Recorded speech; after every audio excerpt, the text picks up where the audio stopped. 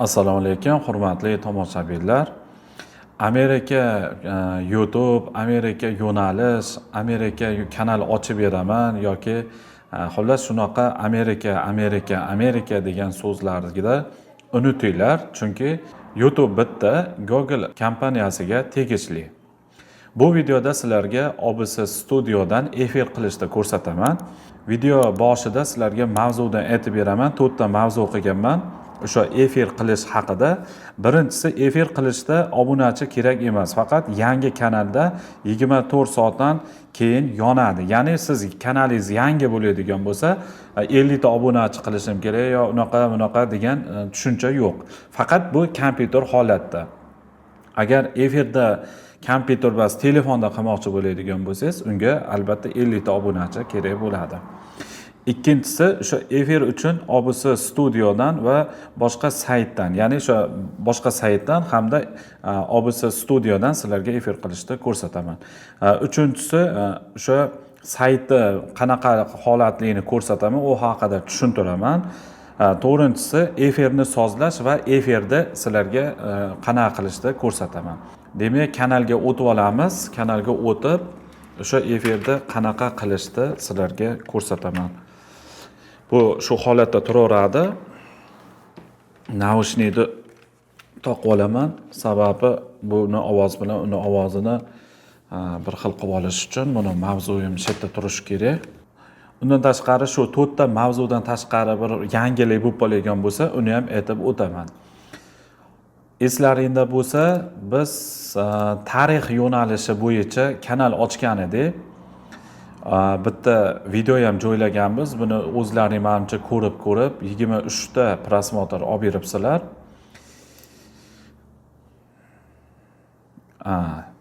Shu hammasi O'zbekiston ekan. Mana 43% O'zbekiston. Demak, bizga birinchi o'rinda bu kanalda mana bu yerda o'ng tomonida Sazdat degani bor. Sazdatga nacha translyatsiya bosiladi. Menda hop mana 23:59 chiqdi. Ya'ni o'sha men oldin efir qilmagan ekanman. Ertaga shu vaqt mana 16:42 da sizga o'sha efir ochiladi, deyapti. Hop, men boshqa saytdan qilib beraman. O'sha odami kam, o'sha qanaqadir bironta nimadan, kanaldan test maqsadida buni unutamiz endi.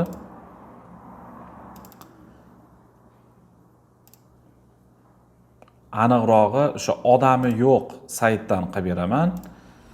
Buni ham oldin ko'rgansizlar, bu nimani 14 ta odami bor ekan. 14 ta odami bo'lsa ham biz telefondan qilsak efir qilib bo'lmaydi. Buni hozir bitta ko'ramiz. Buni agar yoqib qo'ygan bo'lsam, bunga 24 soat vaqt bermaydi. Demak, bunga ham vaqt berib yubordim. Mana ertaga 4 dan 42 ta o'tganda yoqsangiz bo'ladi, deyapti. Demak, bundan ham chekinamiz. Hop. Bunisida odam bor. Bunisida ham odam bor. Bu kanali yo'q, buniki udalit bo'lib ketgan. Qaysidan qilishimiz mumkin? Yana qanaqa akkauntimiz bor edi? Hozir bironta daftarimga o'zi nima kirgizib olganman akkauntlarda. Agar shunaqa odami yo'q kanal bo'lsa,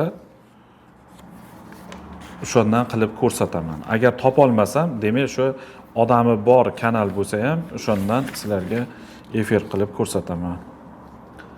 Kitchen degan kanal bor ekan. Kitchenda menimcha nimasi yo'q edi. Hozir bunga kirib olamiz. Family. Shunaqa ingliz tilida nimam yo'q, talaffuzim yo'q. Ko'pchilik insoniylik sifatida ustimdan kulmagan holatda menga shunaqa Google emas, Google bo'ladi yoki yana qaysi so'zlarni men xato aytganman, o'shalarni to'g'ri ayting degan maqsadda menga tanbeh beribdilar. Men to'g'ri qabul qildim uni. Paroli ko'rinmadi. Katta harf shekilida.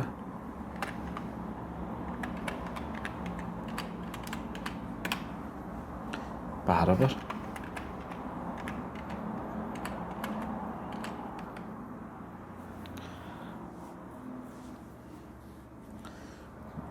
Paroli o'zgarmagan edi. Hop, bu bo'lmadi. Demak, boshqa ochamiz. Hozir yana bor menda. Ya, Nevis kanalim bor-ku, o'shani hozir ko'ramiz. Ha, mana. Ganjiravon 89 ekan. Ganjiravon 89. Parolini yozamiz.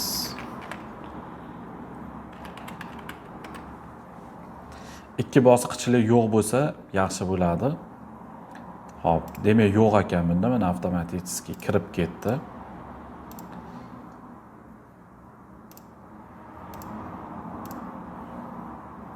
Bu o'sha o'zimcha vaqtim yetsa Nevis yo'nalishida ham qilaman degan maqsadda qilgan edim. Odami yo'q. Hozir studiyoga kiramiz, lekin 9 ta videosi bor ekan. Mana odami 0. Hop, buni ham oldin ko'rib olaylik, vaqtimiz olmasin. Mana ko'rib turganlaringdek, сейчас, позже degan yozuvlar chiqdi. Biz mana shu holatda turib turadi bu, bizga tayyor turadi. Oldin baqa kirib ko'rib olaylikchi, Nevisda prosmotr bo'lganmi? Prosmotr bo'lmagan.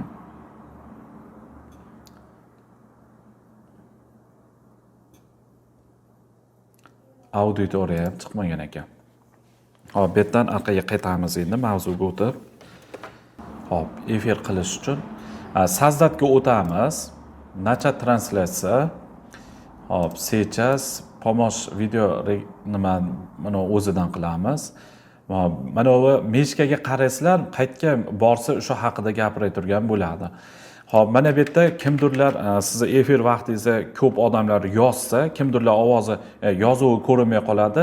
Shunda buni interesniydi chat qilib qo'ysangiz, mana shu yerda hamma yozuvlar sizga ko'rinadi. Bu bir. Endi mana bu yerda izminit turibdi. Izminitga kiramiz. Bu o'sha sizni efiringizni sozlamasi. Bu yerda prямой translyatsiya o'zingiz nom berasiz. Efir, mana efir test qilinmoqda. Endi o'zingizni nimangizdan kelib chiqib. Bu efir haqida o'sha tavsif xohlaganingizni yozaverasiz. O'sha bunga tashab qo'yamiz. Bu yerda ограничение turibdi. Men o'zim doim ограничение qilib qo'yganman. O'sha video yuklaganimda qulib turish uchun, keyin men Amerika vaqtiga o'sha videoyimni ochib yuborar edim. Открыть доступ qilamiz, chunki hozir bu efir ketadi. Kategoriya o'sha yangiliklar, o'sha politika deyilgan edi, bu turaveradi efir-ku. Bu yerga zinachoy qo'yamiz. O'sha bunday YouTube'da bunday ko'rganingizda o'sha nima haqidaligi uchun o'sha shapka deyiladi, shapka qo'yiladi. Xolasiz bu yerga playlistga nima qilasiz, shu efirimiz shu playlistga o'tadi. Bu dilani detay turadi, o'sha bolalar uchun emas, bularga tegmaymiz. Bunisiga ham tegmaymiz. Pastida o'sha efir haqida, o'sha sizni efiringiz qanaqa bo'lsa, bu yerga kalit so'zlar yozasiz. Bu eng kerakli nimasi, yuragi hisoblanadi. Poiskda ham mana shu kalit so'zlar sizga yordam beradi. Qolganlari turaveradi. Nastroyka translyatsiyaga o'tamiz. Bu yerda chat, agar chat tursa, chatga galochka qo'yib qo'ygan bo'lsa, birinchi ko'rsatganim hali VC сообщениеda o'sha chatlar ko'rinadi hamda yoziladi. Agar galochka olib tashlagan bo'lsa, bu yerda chat yoza olmaydi. Ikkinchisi, bunga galochka qo'ysa, zapisat, o'sha keyin efirni ko'rgan vaqtimizda kimdir ko'rsa, o'sha chatlar, yozishmalar saqlanib bo'lib qoladi. Bu shunaqa nimasi. Bu kratkий press chati qisqa nima bir bola derdi, hozir men tushuntira olmadim. Keyin bu reyting o'sha kim ko'p yozsa, o'sha 1 dan 100 gacha bo'lgan reyting bo'ladi. Tepada o'sha 100 gacha bo'lgan nimani ko'rsatadi. Kim ko'p chatda yozsa, kim kam yozsa, birinchi, ikkinchi qilib ko'rsatadi. Bu yerda VC turadigan bo'lsa, sizni chat o'sha efiringizga kirib, xohlagan yozuv yozgan odam yozib ketadi. Agar подписчик qilinadigan bo'lsa, подписчикda faqat o'sha sizni obuna bo'lganlaringiz yoza oladi. Bunga 5 minut qilib qo'yish mumkin. 5 minut turadigan bo'lsa, obunachingizdan 5 minutdan keyin bitta yozadi, keyingi yozishi 5 minutdan keyin bo'ladi. Buni любойga qo'yib qo'ysangiz, o'sha obunachingiz xohlagancha yozaveradi. Endi uchinchisi siz bu yerda faqat shu o'zingizni odamlaringiz yozsin deb shu yerdan belgilab nima qilib qo'yasiz. Bu yerda odatda o'sha vs eritellimi, zretellimi bu hamma yozishi turishi kerak. Reaksiya turganda hali yurecha, yuz yo qanaqadir bunday bosganda o'ng tomonda reaksiya chiqadi. O'shalarga ruxsat berish. Agar buni qo'yib olib tashlagan bo'lsangiz, o'sha reaksiya yo'qoladi. Odatda bu turgani yaxshi, kimdirlar qiziqib bosib turadi. Shu holati bu yerda bunga o'sha hammaga misol 60 sekund bitta yozgandan keyin 60 sekunddan keyin yo'masa 30 qilib qo'ysangiz 30 sekunddan keyin yozishi mumkin. Bu shart emas, doim yozaversin deysiz. Sahranitda bosamiz. Bu efirni eng asosiy sozlamasi bo'ldi. Ana endi biz OBS Studioga kirib olamiz. OBS Studio o'sha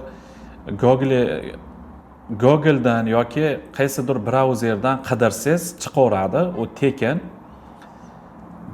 Bu OBS Studio alohida bir mavzu, endi shu joyini baribir aytib o'tib ketaman. Mana bu yerdagi nimalardan biz plus qilib, agar sizlarda bu yozuvlar yo'q bo'lishi mumkin, plus qilib birinchi udalit qilib olavering hammasini, keyin bitta ko'rsataman.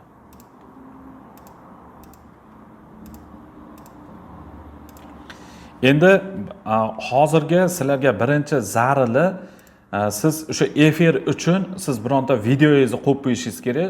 Video qo'yib qo'ysangiz, misol ko'radigan bo'lsa, o'sha ko'rgan odam o'sha kanalingizga sohot yoziladi. Buning uchun videoga mana shu menimcha istochnik video turibdi. OK deb bosamiz va mana shu ekan. Shu holatiga mana bu yerda plusni bossak, biz dababit video xolasak papka. Odatda dababit video qilamiz. Dababit video qilib turib, bu yerdan menda o'zimda tayyor videolarim bor, shu avtoriskiga tushmaydigan. Misol uchun mana shu mana qo'yganlik. OK. Yana xohlaganingizcha video qo'yaverasiz. Bunday belgilab turib, OK qilib, hozir men bitta videoni qo'ysam yetadi. OK deb bosaman. Bu yerda hozir o'sha play bo'lgan bo'lsa, misol pryamoy ketadi. Hozircha shart emas.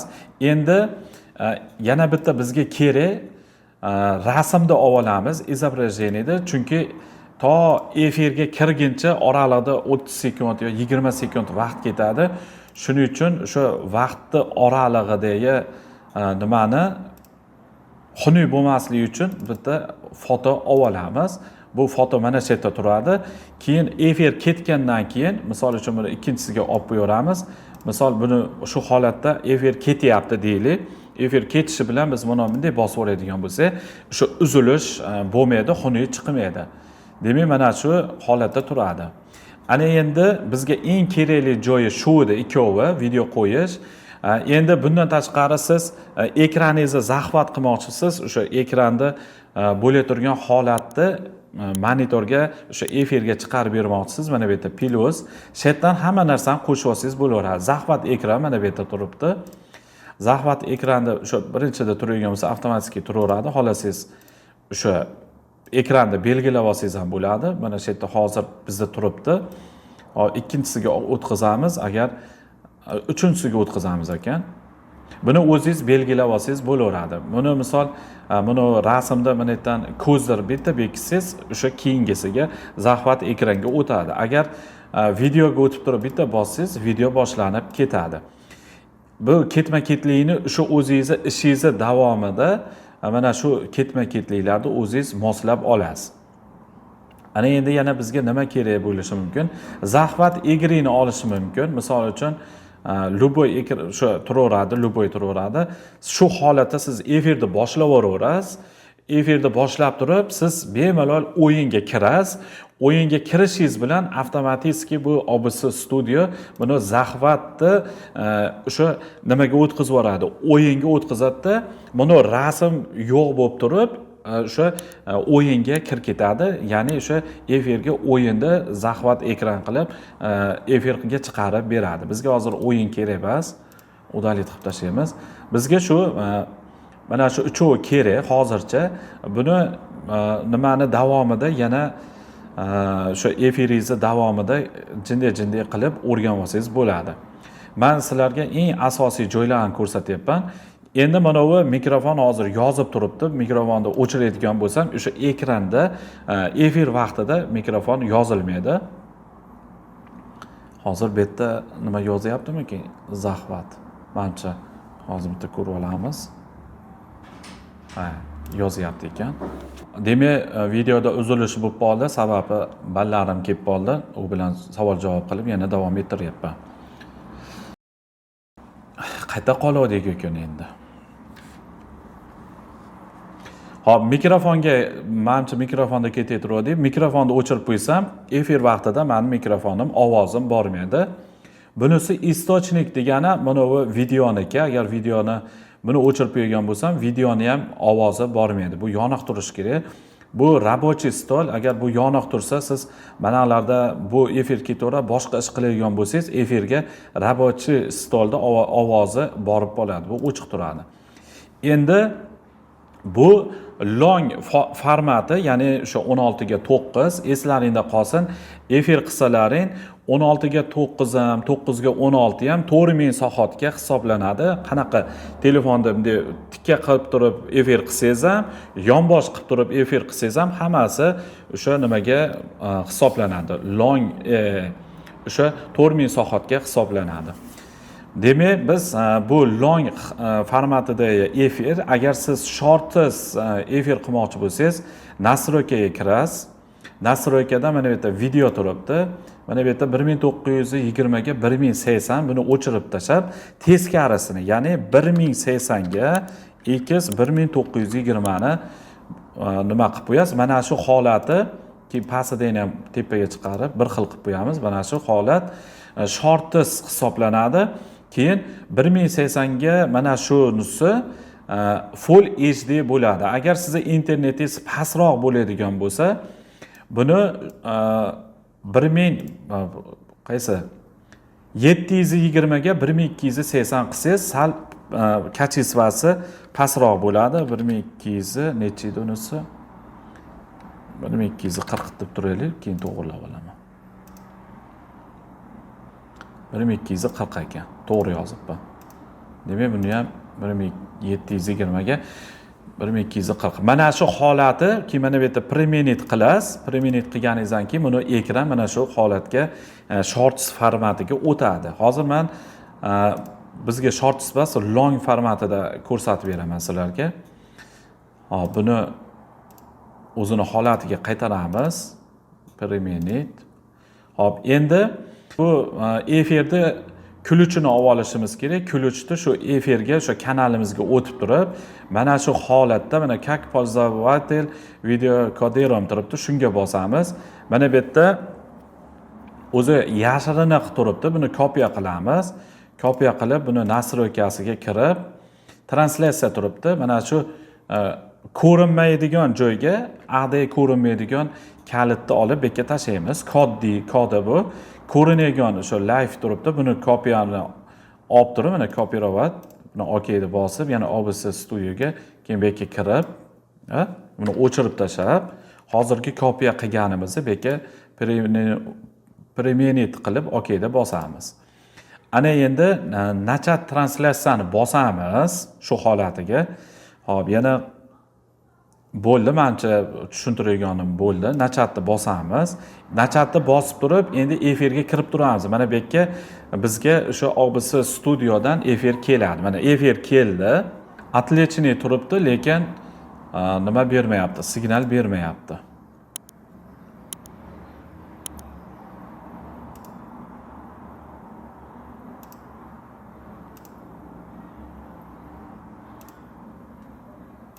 Hop, ana endi nimani berdi mana.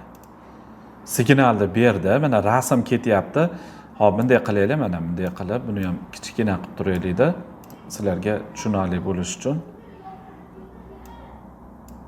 Bu anonsi chataq bo'lib qolar ekan-da. Teskari qilishim kerak ekan. Hop, endi qaranglar. shu joyiga endi haligi videoni boshlab yuboramiz. Mana bu yerda video turibdi. Mana videoni boshlab yuborib turib, mana bitta bosdim, video ketyapti. Endi bunga o'tamiz. Mana bunga hozir video keladi.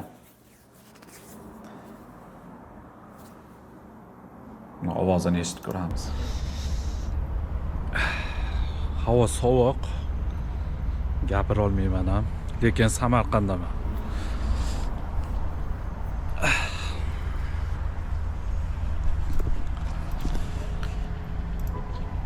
Pauza qilib turib, bu yerda mana sifatini ko'radigan bo'lsak, 1080 kelyapti, HD formatida kelyapti.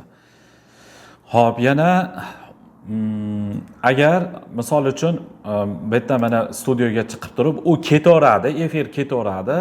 Biz endi kanalga kirib ko'ramiz, sinamoqqa. Kanalga o'tib turib, o'sha efir ketyaptimi, yo'qmi? Mana ko'rsalarni efir tez qilinmoqda deyapti-da, bizga ko'rsatyapti. Mana translyatsiyaga o'tayotgan bo'lsa, bu yerda efir ketyapti. Xolos siz kirib ko'raverasiz mana. Mana misol uchun endi bu yerda kontentga o'tib, translyatsiyaga kirib, mana uni yumaloqni bosamiz. Bosganimizda avtomatik kiradi. Bu yerga biron nima deb yozamiz, alyo deymiz, misol. Mana alyo ketdi. Endi bu bag'aga o'tsa, mana bu yerda alyo deganimiz chiqdi. Xohlasa bu yerdan ham yozsak bo'laveradi. O'sha kimdirga yozmoqchi bo'lsa yoki o'zimiz ovozimiz bilan bu yerda mikrofonni yoqib turib gapirsak ham bo'laveradi. Agar mikrofonni yoqmay turib chetdan kimga javob yozsak bo'laveradi. Menimcha hammaga tushunarli bo'lyapti degan umiddaman. Bu kompyuterdan qilinyapti, telefondan emas. Telefondan qilinadigan bo'lsa odam kerak bo'ladi, 50 ta odam. Misol uchun bu efir ketyapti, kompyuterda mana chiqarib yuborsam, u ketaveradi efir, lekin mana uni chiqarmasligim kerak. Agar buni ostanovit qiladigan bo'lsam, qora signal boradi. Efirni o'chirish uchun yana biz o'sha o'zimizning akkauntimizga kirishimiz kerak. Efirni o'sha joyiga kirib turib, o'sha joydan o'chiramiz.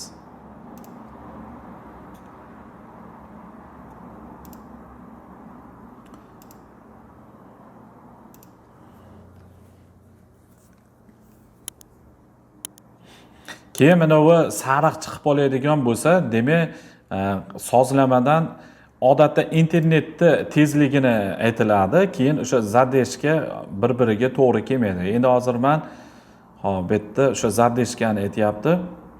Video uzun bo'lib ketmasligi uchun качество translyatsiya плохо, yomon deyapti.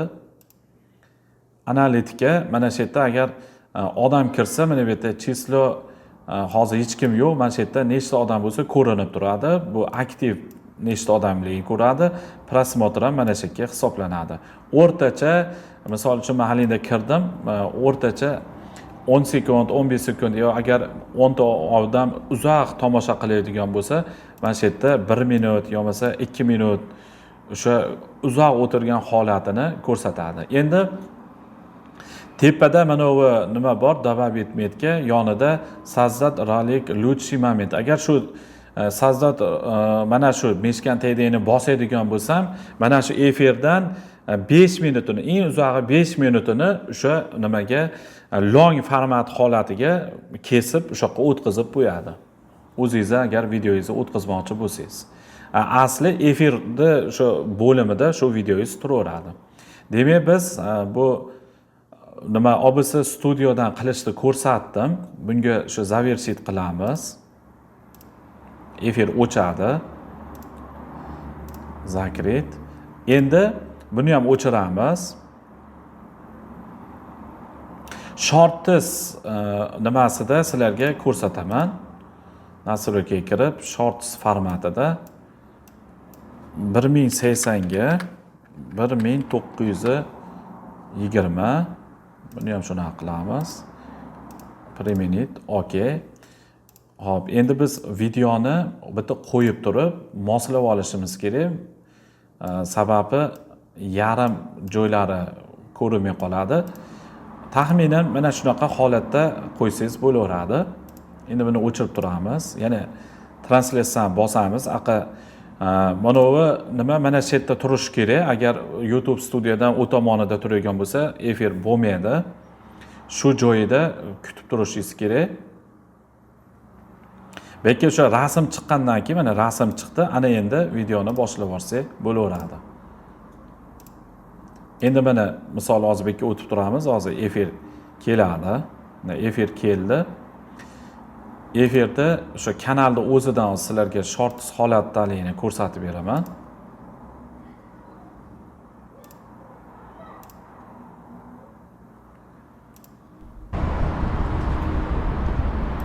Mana ko'rib turganlaringizdek, shu shorts holatida efir bo'lyapti. Mana shu holatda agar qilsalaring, odam bunga ko'p kiradi.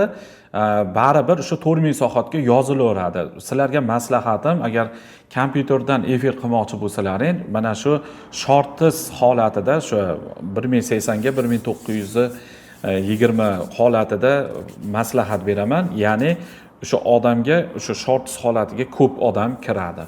U long holatiga kamroq odam kiradi. Bu sinovdan o'tgan.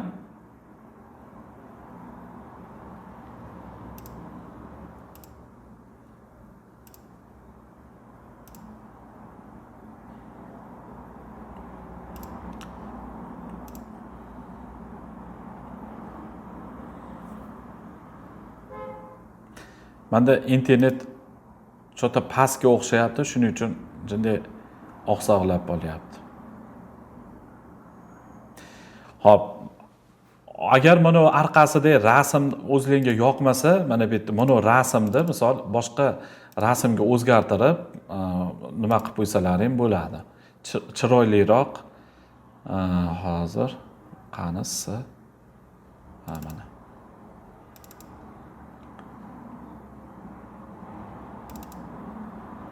okey deb bosamiz. Mana ko'rib turganlaringdek o'zgardi. Bu katta bo'lib ketgan ekan. Bo'laveradi, ana shu holati ham bo'laveradi. Mana efirga o'tsa, mana hozir o'zgaradi mana. Menimcha shu OBS studiodan efir qilish hammaga tushunarli bo'ladigan umiddaman. Agar shu OBS studioga yo qaysidir joyiga tushunmovchilik bo'lsa, gruppada ham yozaveringlar, shu videoni ostiga ham yozsalaring, men vaqtim bo'lganda javob beraman.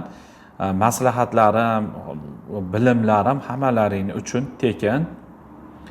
Demak, o'sha mana efirni o'chirish uchun zavershit translyatsiyani bosamiz. Zakritni bosamiz. Bu shu yerda turib turaveradi. OBS studioga o'tib turib, buni ham остановить qilamiz. Hop, endi bu bizga kerak emas OBS studio. Tushunmagan joylaringni yana kelgusida o'rgatib boraveraman. Vaqtim bo'lganda men Opton studio haqida video qilaman. Hozir 17:10 bo'libdi. Vaqtim ham tugayapti. Endi sizlarga sayt orqali efir qilishni ko'rsataman. Bu sayt orqali studio OpenStream turibdi. Bunaqa saytlar ko'p. Men shundan foydalanganim uchun bilganimni sizlarga tushuntirib beraman. Endi bitta boshidan kiradigan bo'lsak, bunga birinchi o'rinda mana bunday kirganingizda kirib ketib qoldi. Unisidan kirib beray.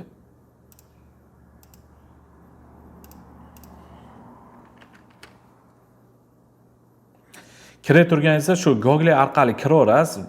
Registratsiyasi qiyin emas. Kirganingizda mana shu holat uchraydi. Sizga 100 gigabayt beradi o'sha sizning videolaringiz uchun. Keyin bu yerda tarifini ko'ramiz hozir. Mana bu yerda o'sha obuna bo'lishga. Men o'zim obuna bo'lgan edim. Endi qaranglar, oyiga $30 deyapti. Bitta stream 24 ga 7, ya'ni 24 soat. Misol 7 kun shunday yoqib qo'yasiz, 7 kunni belgilab turib, umuman efiringiz o'chmaydi, bir ham oy ketaveradi. Bitta o'sha nimaga $30 bitta o'sha streamga.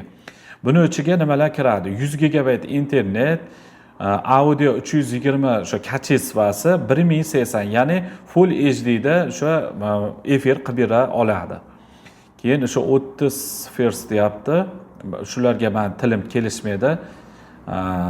Agar siz yillikda sotib oladigan bo'lsangiz 47% chegirma, 20% chegirma ekan. Ya'ni bir yilga $288 chegirma, chegirmada $288 bo'lar ekan. Endi siz agar 4K qilmoqchi bo'lsangiz, bitta xuddi shunaqa bitta streamga $70 bo'lar ekan, 150 GB sizga nima berar ekan, joy berar ekan. O'sha videolaringizni yuklaganingizda 4K formatida o'sha 24 ga 7 320 kачествоda ovozi. Ana endi bag'ida shu nima $40, keyingisi 4K $120, mana nima 60 ga kuchayyapti. Bu siz o'zingizga moslab olsangiz bo'ladi. Endi bu bir oylik streamni narxi. Endi ag'iga agar puliga nima bo'ladigan bo'lsa, men bir marta yoqqanimda $30 ga. Odatda bu haliga kamen nima yo'nalish deylar, sizlarga kamen yo'nalish deylarga kerak bo'ladi bu. Kamen. Mana ga o'sha nima bo'ladi. Hozir buni ichiga kiramiz. Efiriga o'tamiz. Mana efiriga kirsa, nechta efir qilyapti bu yerda? Hop, 1 2 8 ta efir qilyapti. Demak, 8 ta efirdan hop hammasida odam bor. Eng ko'pida mana 1100 ta odam o'sha ko'rib turibdi. Buni o'sha bizni O'zbekistondagilar menimcha unaqa qilmaydi. O'sha chet eldagilar men ko'p videolarda, ko'p holatlarda ko'rdim. O'sha ovqatlanib o'tiradimi, boshqa qiladimi, o'sha katta televizorini devorga ilib qo'yib, mana shu kanalda bunday yoqib qo'yar ekan, o'sha yoniq turaverar ekan. O'sha xuddi g'ichir-g'ichir qilib, o'sha ovozi olov yonib turganini yoqib qo'yar ekan kamenni o'rniga. Bu hozir 8 ta efir qilib qo'ygan, mana shunaqa saytlardan foydalanyapti. Endi hozir men nimasini ko'rsatay sizlarga. Sozlamasini mana bu yerdan sozlamaga kiriladi. Hozir bizga YouTube'ni tanlaymiz. Mana manual o'sha qo'lda sozlashdi. Endi efirga nom beramiz. Misol test uchun, efir test uchun deymiz. Bu yerda o'sha gorizontal, bu yerda o'sha sifatlarini tanlasangiz bo'ladi. Gorizontal, vertikal, shu holati. Endi bu yerga streamni ключini olib kelamiz. Ключi yana bunga bosib, buni ko'rinmaydigan ключni olamiz, OK qilib, bu yerga o'sha ключni tashlaymiz. Endi bu yerga mana bu yerda nimani urildi olamiz. Bu mana bu yerda olmaymizda tepadagi mana shu holatini urildikini olamiz. Urildi olib bu yerga tashlaymiz. Next'ni bosamiz. O'sha videoyingizni yuklaysiz. Agar video yo'q bo'lsa, bu yerdan nimadan olinadi? Kompyuterning o'zidan.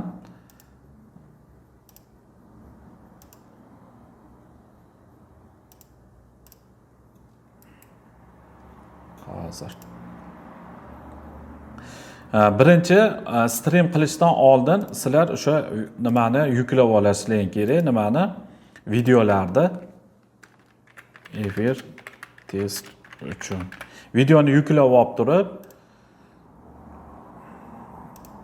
o'rildi tashlaymiz. Buni tashlaymiz. K shumidi? Mana shu edi. K deyapti. Next bosamiz. Agar mana shu yerda o'sha videolaringiz bo'lganda mana bu yerda yana yuklang deyapti. Hozir bizda yuklagani nima yo'q, video kerak emas hozir. Keyin xullas bu yerdan videoni yuklaysiz, o'sha o'zingiz videoyingizni. Hop, bu holati turaveradi. Keyin mana bu yerda mana yozuv chiqadi. Next bossangiz keyin o'sha yana sozlamasiga o'taradi. Hozir bitta yuklaylikmikin. Endi hozir biz nima olmaganmiz u? Pul to'laganmiz yo'q-ku. Bu serverlari o'sha Yevropa, Amerika, Osiyoni qilib turib nima qilinadi? Sababi tezroq yuklab olasiz, keyin u nimaga chiqarib beraveradi YouTube'ga.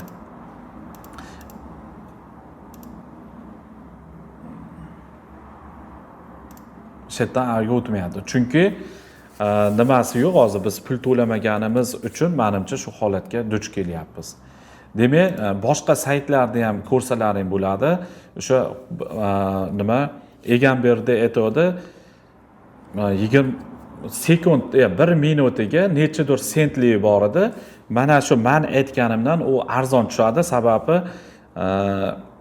orada shu efir qilmasangiz pul to'lamaysiz. Agar bundan qiladigan bo'lsangiz 20 shu $30 to'lab qo'ygansiz, efir qilsangiz qilmasangiz shu $30 to'langan bo'ladi. Menimcha hammaga tushunarli bo'ldi degan umiddaman. Agar bu saytdan qilmoqchi bo'lsangiz yo OBS studiodan qilmoqchi bo'lsangiz, bemalol mendan so'raveringlar. Men o'zim bilganimcha yordam beraman. Kanalga agar obuna bo'lmagan bo'lsalaring, kanalga obuna bo'lib qo'yinglar. O'rtoqlarga ulashinglar kanalda. Sizlarga bir yangilikni ko'rsatib o'tib ketaman video oxirida. Sizlarni yordamlaring bilan mana 942 ta obunachi bo'ldi. Ya'ni o'sha sizlar obuna bo'lgansizlar, obuna bo'linglar deb aytganimdan keyin undan tashqari mana 471 soat bo'ldi. Bu 4000 soatga hisoblanadi. Agar shu 4000 soatdan obunachi 1000 ta bo'ladigan bo'lsa, bu yerda o'sha monetizatsiya yonadi. Bu o'zbek auditoriya bo'lsa ham O'zbekistondan kanal ochib, O'zbekistondan yurg'izsam pul to'laydimi degan bo'lsangiz, misol uchun siz Amerika yo'nalish yo Yevropa yo o'zbek zabon video qilmasangiz, ingliz tilida video qiladigan bo'lsangiz, chet el ko'rsa sizga pul to'lanaveradi. Shu odam yig'ilib, shu 4000 soat yig'ilgandan keyin monetizatsiya shartlari bajariladi. Monetizatsiya knopkasi bu yerda chiqadi. O'sha AdSense'ga ulaysiz, sizni videolaringizni bitta sinxron qilib turib, agar Google'da o'sha YouTube'da qonun qoidalariga to'g'ri tushsa, monetizatsiya yonadi, keyin pul ishlasangiz bo'ladi. Undan tashqari, mana auditoriyaga kiradigan bo'lsa, meni videolarimni chet davlatdan kuzatishyapti ekan. Eng birinchisi 77% O'zbekiston, Rossiya, Qirg'iziston, hatto Amerika Qo'shma Shtatlaridan ham ko'rishyapti ekan. Qozog'iston.